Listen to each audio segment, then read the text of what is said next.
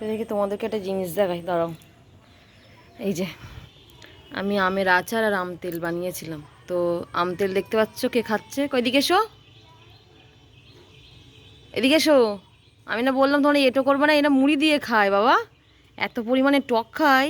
আচার বলে একটুকুও খাচ্ছে না। আচার খাচ্ছে আমি, আর ও খাচ্ছে আম তেল। ওই দেখো, শুধু শুধু খায় না, পেট ব্যথা করবে কিন্তু মানু।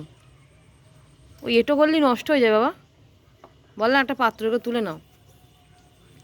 কোথাতে লাগলো নোংরা?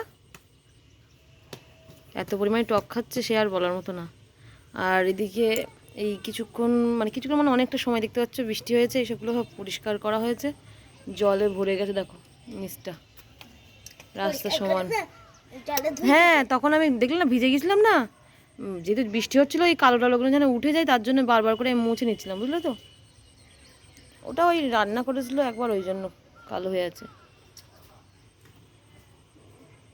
পড়ে যাবে, এদিকে এসো।